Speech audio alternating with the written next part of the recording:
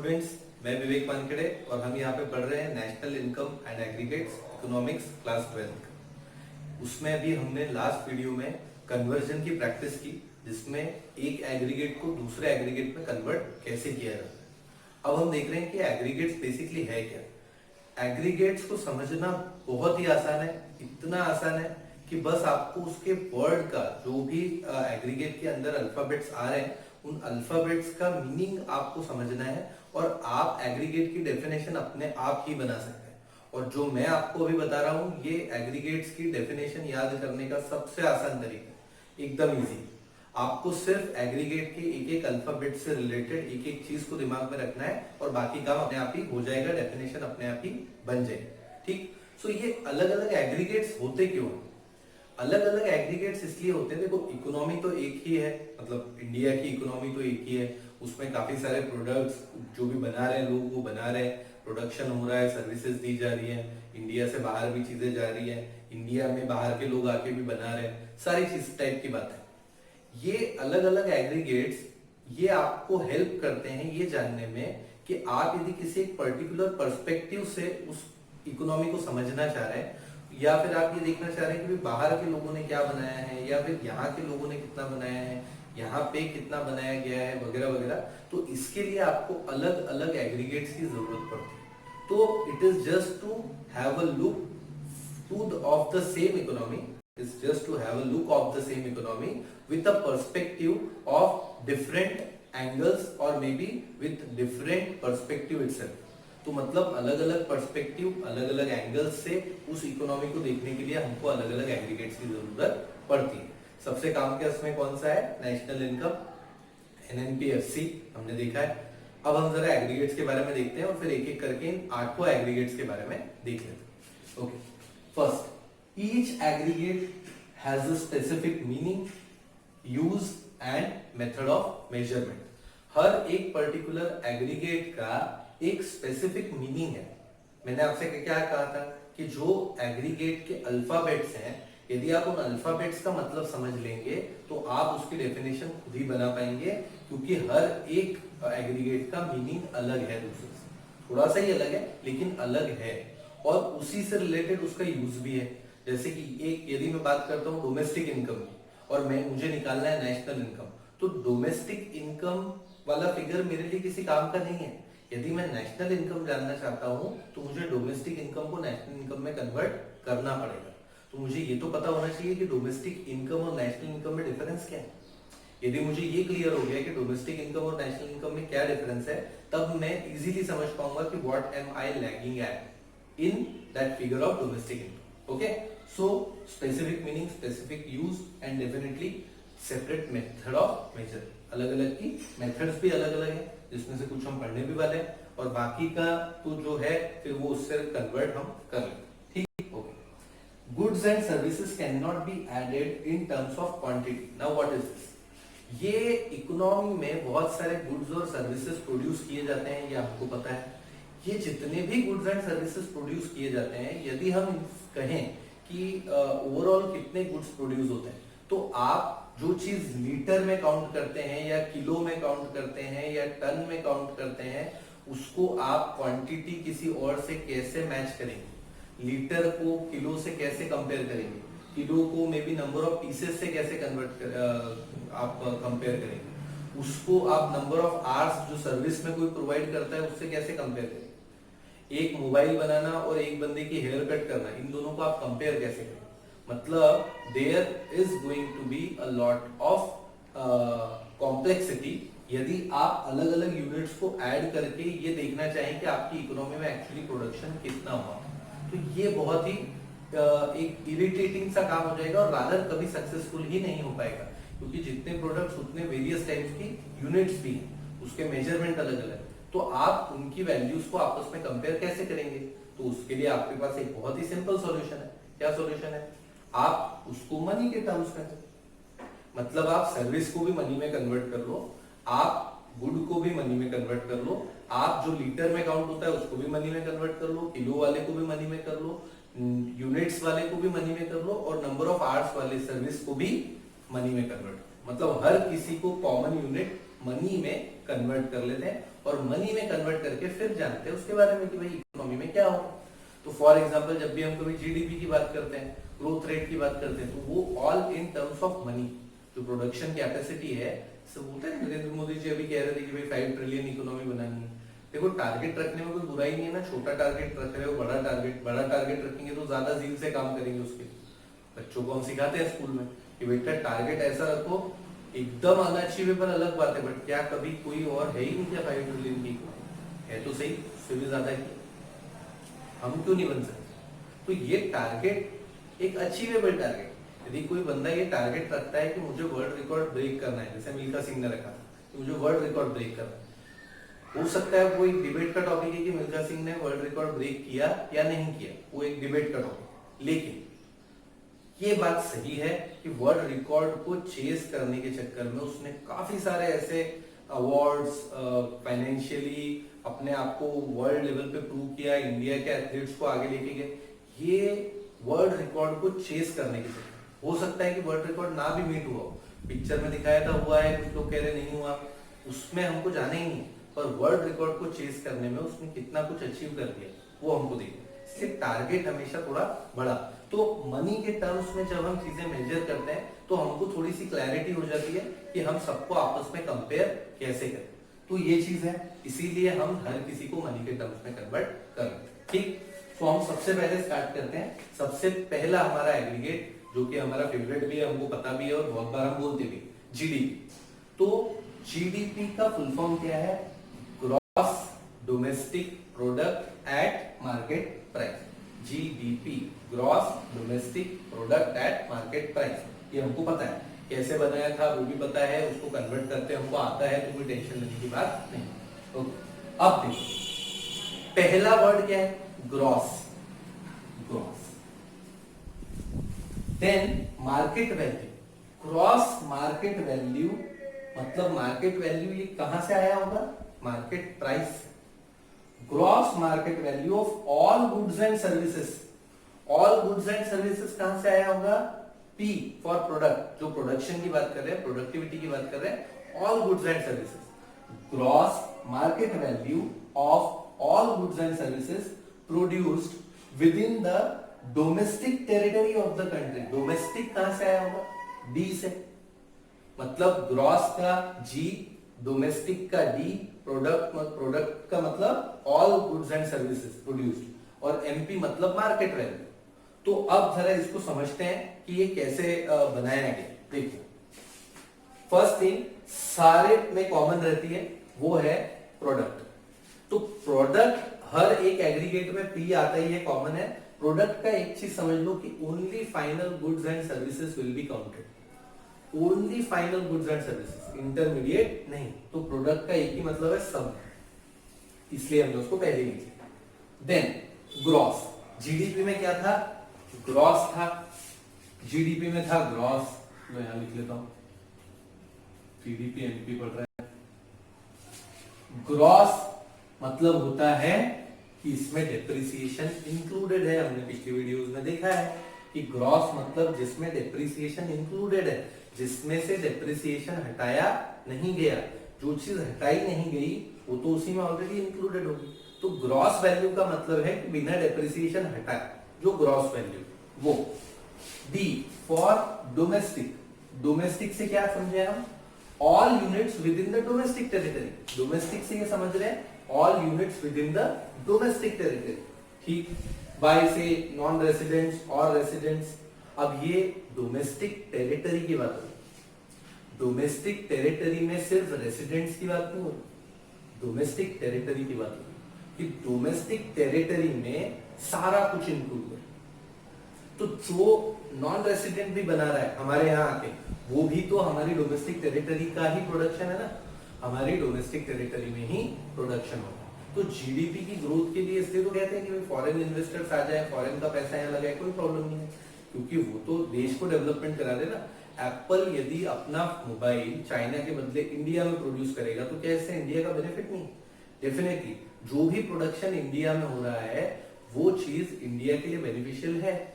ये अच्छी बात है कि हमको इंडिया की बनी हुई चीजें यूज करनी चाहिए। अब आप सोचो, जो मैकडोनल्ड्स है या फिर जो कोई और जितने भी ये फास्ट फूड चेन्स काम करते हैं, लोग कहते हैं कि यार ये तो पूरा पैसा बाहर ले जाते हैं, पूरा पैसा बाहर ले जाते हैं। आपको ये नहीं लगता कि वो जो पैसा बाहर लेके जाते हैं, वो बाहर ले जाने वाले पैसे का काफी सारा हिस्सा कॉस्ट के फॉर्म में यहीं छोड़ के जाते हैं? मैकडोनल्ड्स में काम करने के लिए लोग क्या बाहर से लाते हैं क्या? मैकडोनल्ड्स में जो सर्व करते हैं वो लोग आप ही के लोग हैं, हमारे लोग हैं, हमारे यहाँ पे काम करते हैं। जहां से वो आलू टिक्की से मेक आलू टिक्की है, तो आलू यदि खरीदते हैं तो आलू तो इंडिया से ही खरीद रहे ना, वो थोड़ा ना अमेरिका से आलू मंगवा रहे, वो थोड़ा ना अमेरिका का ही एम्प्लॉय रख रहे हैं वहां पे। इसका मतलब ऐसा नहीं है कि वो इकोनॉमी में कंट्रीब्यूट नहीं कर रहे। यदि वो उनके मैन्युफैक्चरिंग यूनिट्स यहाँ पे रन करेंगे तो उससे इंडिया को फायदा नहीं होगा, ऐसा नहीं है, फायदा होगा डेफिनेटली, क्योंकि इंडिया के लोगों को जॉब मिल रही है ना। यदि मान लो आज मैकडोनल्ड्स, पिज्जा हट, डोमिनोज वगैरह जितने भी सबवे वगैरह, इनको सबको बंद कर दो, सबको बंद करो, और सबको बंद करके फिर करो क्या? इतने सारे एम्प्लॉयज जो बाहर चले जाएंगे, जिनकी जॉब चली जाएगी, उनका क्या करेंगे? इतने सारे लोगों से जिनसे रॉ मटेरियल खरीदा जा रहा है, मे बी वो बेकरी का प्रोडक्ट है, मे बी वो मसाले हैं, मे बी वो आलू है, मे बी वो और किस तरीके के वेजिटेबल्स हैं, जितने भी जैसे सबवे में काफी सारे यूज होते हैं, तो वो जाएंगे कहाँ? मतलब they are also contributing to the GDP of India. तो डोमेस्टिक मतलब डोमेस्टिक टेरिटरी में, टेरिटरी की बात, इसमें रेसिडेंट नॉन रेसिडेंट का कुछ लेना नहीं, तो सारे आएंगे, रेसिडेंट भी आएंगे, नॉन रेसिडेंट भी, जो डोमेस्टिक टेरिटरी में है वो सब। ओके, तो ग्रॉस डोमेस्टिक प्रोडक्ट तो हमको पता है, all final goods and services. Market price, market price बता रहा है मार्केट वैल्यू। अब मार्केट प्राइस में हमने देखा था कि जो बनाने में पैसा लगा है, वो बनाने में लगा हुआ पैसा, उसके अंदर जब हम इनडायरेक्ट टैक्स को ऐड कर देते हैं, जो भी जीएसटी वगैरह है उसको ऐड करते हैं और उसमें से सब्सिडी हटा देते हैं, वो फाइनली प्राइस है जो मार्केट में अवेलेबल है। तो इसमें एनआईटी इंक्लूडेड है, एनआईटी, इससे भी आसान है याद रखने का, इनडायरेक्ट टैक्स इंक्लूडेड है और सब्सिडी एक्सक्लूडेड है। क्यों? क्योंकि एनआईटी का फॉर्मूला हमको पता है, इनडायरेक्ट टैक्स माइनस सब्सिडी। इसका मतलब इनडायरेक्ट टैक्स को ऐड किया है और सब्सिडी को माइनस किया। तो मार्केट प्राइस, मार्केट वैल्यू का मतलब यह है कि यहां पे एनआईटी आ जाएगा, इंक्लूड हो जाएगा। मार्केट प्राइस का मतलब है मार्केट वैल्यू, और वो भी कौन सी?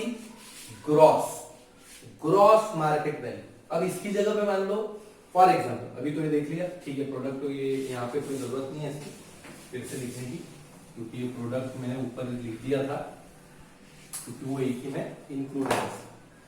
अब फॉर एग्जाम्पल आप मान लो कि ये जी की जगह पे एन रहता है,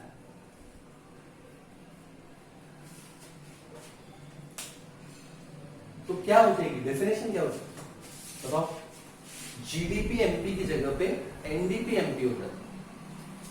तो मुझे नहीं लगता कि कोई और स्पेशल चेंज होने वाला। क्या हुआ? जीडीपी की जगह पे एनडीपी हो गया, यहाँ पे भी जीडीपी की जगह पे एनडीपी हो गया, बाकी सब सेम। तो ये जो ग्रॉस है, इस ग्रॉस की जगह हो जाएगा नेट, इस ग्रॉस की जगह पे नेट आ जाएगा, बाकी सब सेम। नेट मतलब क्या? ग्रॉस मतलब includes depreciation, it excludes depreciation. ऐसा करता नहीं वैसे, पर अभी कर दिया। Okay, net excludes depreciation, net value में डेप्रिसिएशन इंक्लूडेड नहीं है, ग्रॉस वैल्यू में डेप्रिसिएशन इंक्लूडेड था। तो क्या ये बहुत डिफिकल्ट है समझना? देखो दो हो गए, जीडीपी एमपी पढ़ा तो एनडीपी एमपी अपने आप ही हो गया। Net domestic product at market price, नहीं आया सब, net domestic product at market price. तो क्या हुआ? ग्रॉस की जगह पे नेट की तो हो गया, तो जीडीपी लिखूंगा तो gross market value of all goods and services produced within the domestic territory of country in period of 1 year. Net आ गया, net market value of all goods and services produced within the domestic territory of country in period of 1 year. मतलब पूरी definition same है, बस एक चीज change होगी, क्या? तो ग्रॉस की जगह पे नेट आ गया।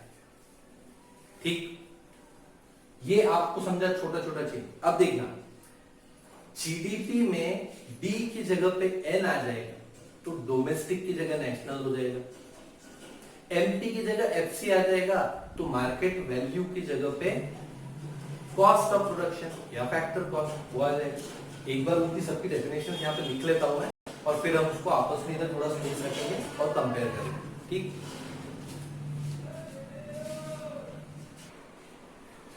देखो हमने जीडीपी एमपी देखा अभी, अब एनडीपी एमपी हमने समझा था, एक बार उसकी डेफिनेशन देखिए।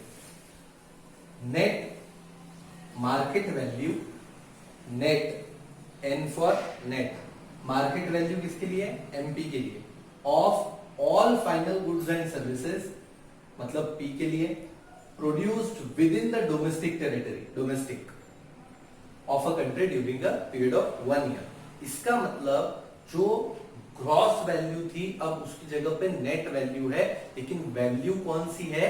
मार्केट वैल्यू, क्योंकि एमपी लिखा है। So net market value of all the final goods and services produced within the domestic territory. ये जब आप इस तरीके से समझते हो तो आपको प्रैक्टिकली दो मेजर डेफिनेशंस याद रखनी पड़ेगी।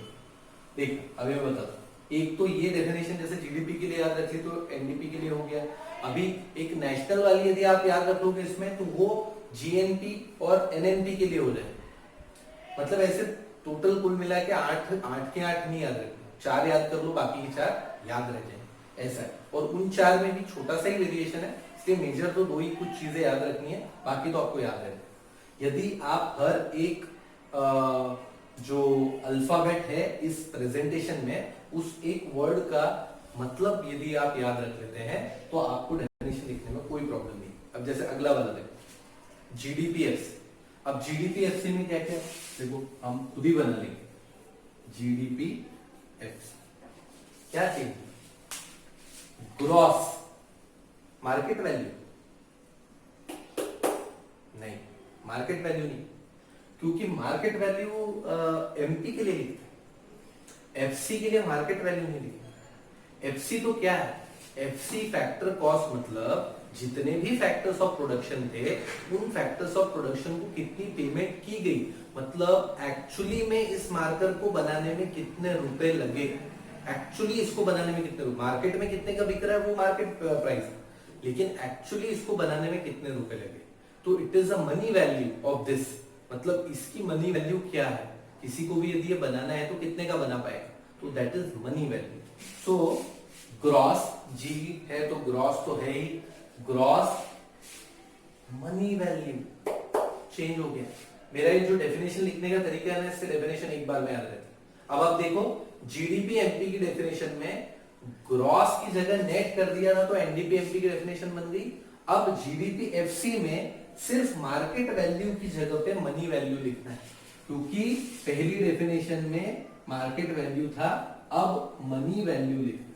बस एक चेंज, इस एक चेंज की वजह से आपको पूरी डेफिनेशन याद रह जाएगी, बाकी same. Gross money value of all the final goods and services produced within the domestic territory of a country during 1 year. Domestic territory तो है ही, डी भी है, पी भी है, सिर्फ क्या चेंज हुआ? एफसी। अब बताओ एनडीपी एफसी की डेफिनेशन क्या होगी?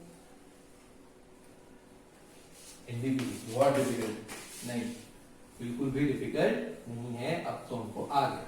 एनडीपी की एफसी की क्या है? नेट आ गया, तो यहाँ पे ग्रॉस की जगह पे नेट आ जाएगा, बाकी तो कुछ चेंज ही नहीं करना। Net money value of all the final goods and services produced within the domestic territory of a country during a year, मतलब नेट वैल्यू। अब नेट में डेप्रिसिएशन आता है क्या? नेट में डेप्रिसिएशन नहीं आता, ये हमको पता है। ग्रॉस में डेप्रिसिएशन आता है क्या? ग्रॉस में आता है। और ग्रॉस से नेट पे जाना है तो क्या करेंगे? डेप्रिसिएशन माइनस कर देंगे, कन्वर्जन हमको आता है। तो ये जितने भी 4 अभी हमने देखे, GDP MP, NDP MP, जीडीपीएफसी, NDPFC, वो हमको उसकी डेफिनेशन याद हो गई। और एनडीपीएफसी क्यों जरूरी है? एनडीपीएफसी इसलिए जरूरी है क्योंकि इसी को कहते हैं डोमेस्टिक इनकम, सॉरी, इसी को बोलते हैं डोमेस्टिक इनकम, एनडीपी-एफसी। समझे आप? तो ग्रॉस की जगह नेट बस इतना है। मतलब आप ये सोचो कि नेट मार्केट वैल्यू ये छोड़ दो, याद क्या करना पता है?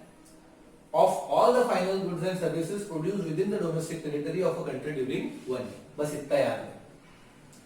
जी आएगा तो ग्रॉस लगा देंगे, एन आएगा तो नेट लगा देंगे, एमपी आएगा तो मार्केट वैल्यू लगा देंगे, एफसी आएगा तो मनी वैल्यू लगा देंगे। सिंपल। मतलब डेफिनेशन को कुछ भी याद करने की जरूरत नहीं। ठीक, अब अगले चार देखते हैं।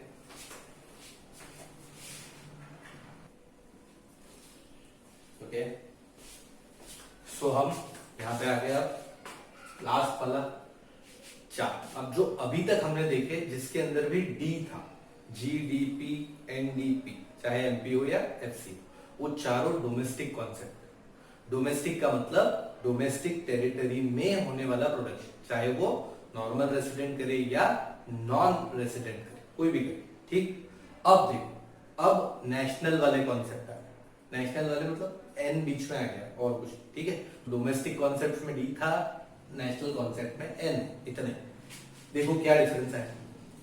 Gross, G for gross, market value किसके लिए? एमपी के लिए। समझ लेना, एमपी मतलब मार्केट वैल्यू, मतलब मार्केट प्राइस उसका फुल फॉर्म है, पर डेफिनेशन में मार्केट वैल्यू, इवन आप मार्केट प्राइस भी लिख दोगे तो कोई प्रॉब्लम नहीं है, बट वो प्राइस वैल्यू से डिनोट करते तो you can replace it. Okay, so gross market value of all the final goods and services produced, ये आ गया चेंज। चेंज कहां आ गया? यहां पे। मैंने कहा था आपसे स्टार्टिंग में कि आपको सिर्फ दो ही डेफिनेशन याद रखनी। एक पहली वाली थी जिसके बारे में डोमेस्टिक टेरिटरी वाला पार्ट था, उतना ही याद रखना था। बाकी तो ग्रॉस और नेट और मार्केट वैल्यू, मनी वैल्यू, उतना ही चेंज था। दूसरी डेफिनेशन ये है, market value of all the final goods and services produced by the normal resident of a country during 1 year. अब यहाँ पे नेशनल की बात हो रही है, तो नेशनल में नॉर्मल रेसिडेंट्स आए। नॉर्मल, ये मैंने ऐड किया, anywhere in the world, normal residents of a country during 1 year, anywhere in the world, पूरी दुनिया में कहीं पे भी यदि हमारी कंट्री का नॉर्मल रेसिडेंट है तो वो हमारी नेशनल इनकम का पार्ट है। वो हमारी नेशनल इनकम का पार्ट है, और जबरदस्ती नहीं है, हक से। वैसे ही यदि कोई और कंट्री का नॉर्मल रेसिडेंट हमारे यहाँ पे काम कर रहा है तो वो उनकी नेशनल इनकम का पार्ट है, हमारी नेशनल इनकम का नहीं है, हमारी डोमेस्टिक इनकम का है। सो national income is something which is considered when a normal resident earns। Normal resident क्या होता है ये हमने पहले पढ़ा है, आप पीछे जाके वीडियो देख सकते हैं। शॉर्ट में यदि बताना है तो नॉर्मल रेसिडेंट जिसका की इकोनॉमिक ट्रांजैक्शन, जिसका की इकोनॉमिक बेनिफिट, जिसका की इकोनॉमिक इंटरेस्ट इस कंट्री में लाई करता है, वो नॉर्मल रेसिडेंट, जो यहीं पे सारे ट्रांजैक्शंस करते हैं, मोर देन अ ईयर यहाँ पे रह रहे हैं, नॉर्मल रेसिडेंट। ठीक, ये ग्रॉस मार्केट वैल्यू सेम चीज of all the final goods and services produced by the normal resident of a country. Normal resident जो प्रोड्यूस करेगा उसकी ग्रॉस मार्केट वैल्यू। अब इसी की जगह पे भी कन्वर्ट करना है, N N P M P, N N P M P यदि करना है तो इसमें क्या होगा, ग्रॉस की जगह पे नेट आ जाएगा। बस बाकी पूरी डेफिनेशन वैसी की वैसी, कोई जरूरत ही नहीं कुछ और याद रखने की। Net market value of all the final goods and services produced by the normal resident of a country during 1 year. जो भी याद होगी, देखो बोलते बोलते तुमको, मतलब मैं बता रहा हूँ, मैं गारंटी दे रहा हूँ कि यदि इस वीडियो को थोड़ा भी अटेंशन से आप देख लो एक बार, तो आपको अभी इस वीडियो के साथ सारी डेफिनेशन याद होगी, 8 हो गया। और पिछली वाली वीडियो देख लोगे तो कन्वर्जन भी पता लग जाएगा। यानी कि दोनों वीडियो में आपके कन्वर्जन का काम हो गया, इनकी डेफिनेशंस याद हो गई, और अब जैसे ही आपको अगली मेथड्स बताएंगे सॉल्व करने की, तो उस मेथड में कन्वर्जन का काम करता है, तो आपका सारा काम ही हो गया। ये इन डेफिनेशंस को याद करने का क्रक्स। अब देखो और कौन से दो नहीं हो गए, 2 बचे। जीएनपी एफसी, जीएनपी एमपी था, जीएनपी एफसी। अब इसमें भी छोटा सा चेंज, ग्रॉस मार्केट वैल्यू नहीं, money value, gross money value of all the final goods and services produced by the normal resident of a country during a year. अभी भी N है ना, नेशनल कॉन्सेप्ट है, तो नेशनल कॉन्सेप्ट और domestic concept का basic difference क्या हो गया कि डोमेस्टिक कॉन्सेप्ट जो है वो टेरिटरी बेस्ड है और नेशनल इनकम जो नेशनल कॉन्सेप्ट्स हैं वो नेशनल कॉन्सेप्ट्स ये टेरिटोरियल नहीं है, ये तो रेसिडेंस पे बेस्ड है। नॉर्मल रेसिडेंट कर रहा है चाहे कहीं भी हो तो वो हमारा ही नेशनल इनकम का पार्ट है, ठीक। तो क्योंकि देखो वो तो अपने टैक्स वगैरह यहीं पे करेगा ना, यदि वो कमा कहीं भी रहा है लेकिन वो यहाँ का रेसिडेंट है तो वो टैक्स यहीं आके पे करेगा, इसीलिए वो हमारी नेशनल इनकम का पार्ट है, ठीक। Okay, gross money value of all the final goods and services produced by the normal resident of a country during 1 year anywhere in the world। ये anywhere in the world इसलिए मैंने याद रखा लिखा है यहाँ पे क्योंकि anywhere से आपको ये समझ आ जाता है कि नॉर्मल रेसिडेंट बंदा है चाहे कहीं भी रहे, ठीक। और डोमेस्टिक वाले में क्या था, हमारे टेरिटरी में चाहे कोई भी रहे, हमारा बंदा चाहे कहीं भी रहे और हमारी टेरिटरी में चाहे कोई भी रहे, ये दोनों का एक बेसिक डिफरेंस। इसमें क्या चेंज आएगा, और मान लो यहाँ पे ऐसा है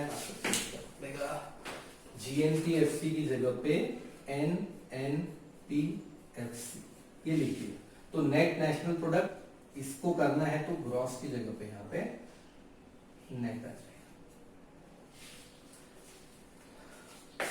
net money value of all the goods and services produced by the normal resident of a country during 1 year. लो याद हो NNPFC की डेफिनेशन, ग्रॉस की जगह पे नहीं। ये हमारे लिए क्यों काम का है, क्योंकि NNPFC ही नेशनल इनकम है, ये याद रखना जरूरी है। क्वेश्चन में कभी भी पूछा हो नेशनल इनकम निकालने के लिए तो कौन सा एग्रीगेट निकालेंगे, NNPFC, ठीक। और बाकी का वो तो आपको पता ही है कि जो यदि इसको कन्वर्ट करना है से नेशनल इनकम को डोमेस्टिक इनकम में कन्वर्ट करना तो क्या करेंगे, नेशनल इनकम को डोमेस्टिक इनकम में कन्वर्ट करने के लिए क्या लिखा था हमने, यहाँ जो फाइंड करना है वो यहाँ, जो गिवन है वो यहाँ, और प्लस माइनस एडजस्टमेंट, यही फॉर्मूला था। अब आपको फाइंड क्या करना है, डोमेस्टिक इनकम, तो आप यहां लिख दो डोमेस्टिक इनकम, दिया क्या है नेशनल इनकम तो वो यहां लिख दो। ये एक बार रिवीजन के लिए बता रहा हूं मैं फिर से, और एडजस्ट। डोमेस्टिक इनकम क्या होता है, NDPFC, नेशनल इनकम क्या होता है, NNPFC। ये दिया हुआ जो ये निकालना है, तो नेट दिया है, नेट से नेट पे जाने के लिए कुछ करना है क्या, कुछ नहीं करना। नेशनल दिया है, डोमेस्टिक पे जाना है, तो नेशनल को डोमेस्टिक पे कन्वर्ट करने के लिए क्या करेंगे, नेशनल में से NFIFA को माइनस,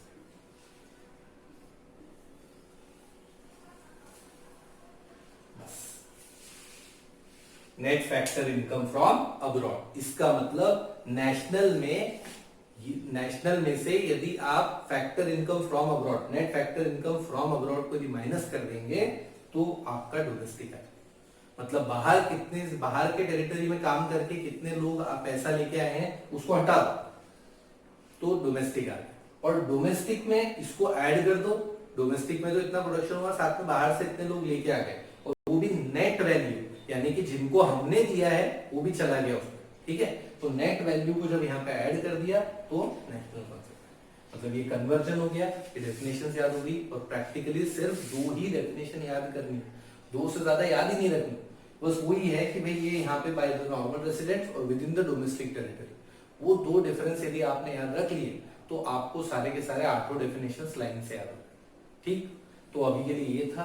अब हम पूरे यूनिट का सारा कॉन्सेप्ट देख चुके हैं, अब हम डायरेक्टली चलेंगे मेथड्स की तरफ, जो कि सबसे इजीएस्ट पार्ट। मेथड्स और मेथड्स से रिलेटेड न्यूमेरिकल सॉल्व करने जैसा इजी क्वेश्चन किसी भी सिलेबस में या किसी भी सब्जेक्ट में आ नहीं पाएगा। One of the very easiest part. Okay, so thank you.